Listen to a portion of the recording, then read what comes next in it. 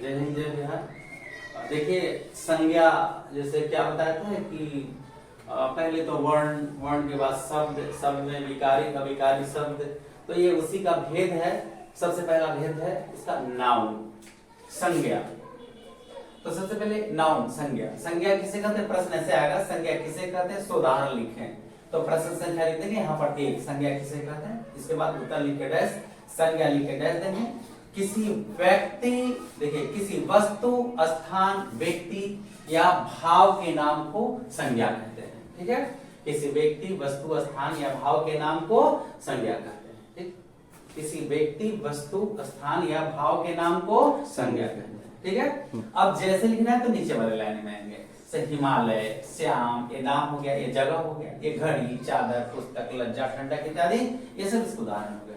अब संज्ञा के 5 भेद होते हैं। ठीक है, संज्ञा के कुल 5 भेद होते हैं और ये लिखेंगे संज्ञा के भेद। संज्ञा के 5 भेद होते हैं। देखिए कैसे कॉपी को सजा के लिखना है सुंदरता से। नंबर इधर नहीं डालेंगे। देखिए अब नंबर 1 में हो गया जातिवाचक संज्ञा, नंबर 2 व्यक्तिवाचक संज्ञा,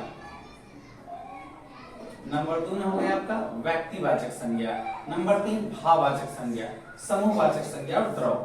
तो किसी व्यक्ति, वस्तु, स्थान या भाव के नाम को संज्ञा कहते हैं, जैसे हिमालय, श्याम, घड़ी वगैरह हो गया। और संज्ञा के 5 भेद होते हैं, तो लिखिए संज्ञा के निम्नलिखित 5 भेद होते हैं। लिख के डैश देके आगे लिखेंगे। नंबर 1 जातिवाचक संज्ञा, 2 व्यक्तिवाचक संज्ञा, 3 भाववाचक संज्ञा, समूहवाचक संज्ञा और द्रववाचक संज्ञा। अब बारी बारी से सभी का परिभाषा आगे दे दिया जाएगा। ठीक है, बारी बारी से सबका परिभाषा देके और आपको कॉपी जब कभी लिखिएगा तो इतनी सुंदर, क्योंकि आपका पेज नहीं लगता है। ठीक है, कॉपी सुंदर लिखिए, देखने में अच्छा लगे, नंबर एकदम नहीं कट होगा। ठीक है, संज्ञा के तो 5 भेद आपको बता दिए हैं। ठीक है, अब पांचों भेद का देखिए कैसे कितना एकदम साफ सुथरा कॉपी लिखा गया है। इसी तरह आप कॉपी लिखेंगे और कहां स्टॉप लगाना है ये सब बातें हम बता दें। ठीक है, तो चलिए अब इसको हटा देते हैं यहाँ से, क्योंकि आपको तो हेड लिंक हो चुका है। अब नंबर 1 में जातिवाचक संज्ञा का परिभाषा दिया जाता है। नंबर 1 जातिवाचक संज्ञा, जिस संज्ञा से जाति भर का बोध हो उसे जातिवाचक संज्ञा कहते हैं। जैसे गाय, कोई भी गाय, हरी सोरी कुछ भी नहीं, गाय, तो गाय का पूरा समूह हो गया जाति, गाय जाति हो गया। फूल, फूल का जाति, यानी कि फूल में अलग अलग नहीं, फूल, फूल, फल, पहाड़, नदी, मनुष्य इत्यादि। तो जिस संज्ञा से जाति भर का बोध हो जाए उसे जातिवाचक संज्ञा कहते हैं। जैसे गाय का जाति फूल, फल, पहाड़, नदी, मनुष्य, मनुष्य का तो अलग अलग हो गया। अब खास व्यक्ति, किसी खास व्यक्ति, जैसे व्यक्तिवाचक संज्ञा नंबर 2 में है व्यक्तिवाचक संज्ञा। ठीक है, नंबर 2 में देखिए पॉइंट को साफ दिखना चाहिए ऐसे, नंबर 2 में व्यक्तिवाचक संज्ञा है। ठीक है, तो जिस संज्ञा से किसी व्यक्ति का या पदार्थ का बोध होता है उसे व्यक्तिवाचक संज्ञा कहते हैं। जिस संज्ञा से जाति भर का बोध उसे जातिवाचक संज्ञा कहते हैं, जिस संज्ञा से व्यक्ति का बोध उसे व्यक्तिवाचक संज्ञा कहते हैं। जैसे हिमालय, हिमालय एक ही वो हिमालय, दूसरा हिमालय नहीं है। गंगा, गंगा एक ही है। पटना एक ही है। श्री राम एक ही है। रावण एक ही है। विष्णु, ब्रह्मपुत्र।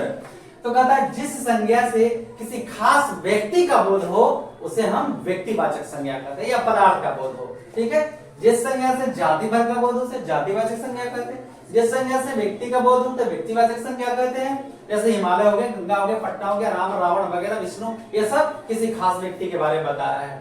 अब भाववाचक संज्ञा, देखिए लिखने का तरीका ध्यान दीजिए। नंबर 1 जातिवाचक संज्ञा, इसका परिभाषा दे दिया गया। ठीक है, फिर नंबर 2 व्यक्तिवाचक संज्ञा, नंबर 3 भाववाचक संज्ञा। देखिए कैसे पॉइंट साफ दिख रहा है। भाववाचक संज्ञा टिक कर दिया यहाँ पे और फिर लिख रहे हैं जिस संज्ञा से किसी व्यक्ति या वस्तु के गुण, धर्म, भाव, भाव, लड़का, लड़कपन, ईमानदार, ईमानदारी, लंबाई, लंबा, लंबाई, सच्चा, सच्चाई, तो यहाँ उसका भाव प्रकट कर रहा है। भाववाचक संज्ञा, जिस संज्ञा से किसी व्यक्ति या वस्तु के गुण या धर्म, स्वभाव इत्यादि का बोध हो उसे हम भाववाचक संज्ञा कहते हैं। जैसे बूढ़ा तो होता है, लेकिन बुढ़ापा, बुढ़ापा क्या उसका भाव है, यह गुण होते चला जा रहा है। सच्चा, फिर सच्चाई हो गया, तब बुढ़ापा, सच्चाई, ईमानदार से ईमानदारी, ये इसका गुण बता रहा है, भाव बता रहा है। लंबाई, मिठास, महत्ता, ये सब क्या हुआ। तो जिस संज्ञा से भाव पता चले, स्वभाव पता चले, व्यक्ति का गुण पता चले, वस्तु का गुण पता चले, उसे क्या कहते हैं, भाववाचक संज्ञा। तो चलिए नंबर 1, जिस संज्ञा से जाति भर का बोध हो उसे जातिवाचक संज्ञा कहते हैं। जिस संज्ञा से खास व्यक्ति, वस्तु, स्थान का बोध हो उसे व्यक्तिवाचक संज्ञा कहते हैं जिस संज्ञा से किसी वस्तु के भाव गुणधर्म का बोध हो उसे भाववाचक संज्ञा कहते हैं। नंबर 3 समूहवाचक संज्ञा।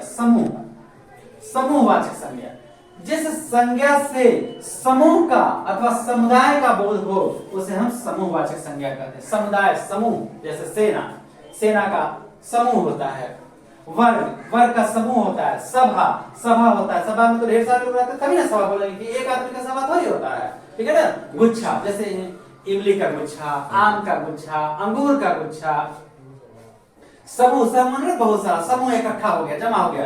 तो जिस संज्ञा से समूह का बोध हो उसे समूहवाचक संज्ञा कहते हैं। अब है द्रव्यवाचक संज्ञा। देखिए ध्यान से, द्रव्यवाचक संज्ञा। द्रव मतलब लिक्विड, द्रव्य, पीतल, सोना, चांदी। तो द्रव और द्रव्य यहां पर परिभाषा में लपेटा जा रहा है। द्रववाचक संज्ञा जिस संज्ञा से किसी द्रव्य या धातु, देखिए जिस संज्ञा से किसी द्रव्य या धातु यानी लिक्विड और मटेरियल, ठीक है, जिस संज्ञा से किसी द्रव्य या धातु का बोध होता है उसे हम द्रव्यवाचक संज्ञा कहते हैं। जैसे दूध तो लिक्विड है, सोना ठोस है, चांदी ठोस है, घी लिक्विड हो जाएगा, पानी लिक्विड हो जाएगा, पीतल ठोस है। तो कहता है जिससे द्रव्य का बोध हो, जैसे सोना चांदी द्रव्य, हम लोग कान में पहनते हैं, नाक में पहनते हैं, बात समझ में आया। तो जिस संज्ञा से द्रव्य का बोध हो से उसे हम द्रववाचक संज्ञा कहते हैं। तो पहला, जिस संज्ञा से जाति भर का बोध हो उसे जातिवाचक संज्ञा कहते हैं। जिस संज्ञा से किसी खास व्यक्ति का बोध हो उसे व्यक्तिवाचक संज्ञा कहते हैं। जिस संज्ञा से भाव गुणधर्म का बोध हो उसे भाववाचक संज्ञा कहते हैं। जिस संज्ञा से समूह झुंड का बोध हो उसे समूहवाचक संज्ञा कहते हैं। जिस संज्ञा से किसी द्रव्य या धातु का बोध हो उसे हम द्रववाचक संज्ञा कहते हैं, जैसे वगैरह। अब एक चीज इसमें कॉपी लिखने की विशेषता भी दिख रहा है। इस संज्ञा का परिभाषा हो गया यहाँ तक, ठीक। अब जैसे हम यहाँ नहीं लिखेंगे, निचले लाइन में आके जैसे देखिए यहाँ तक लिख दिए परिभाषा और जैसे नीचे हुआ, फिर इसका परिभाषा यहाँ तक आया, फिर जैसे। कॉपी लिखने का यही तरीका है, एकदम साफ सुंदर लगेगा तो आपके नंबर नहीं कटेंगे, ठीक है। जय हिंद, जय बिहार।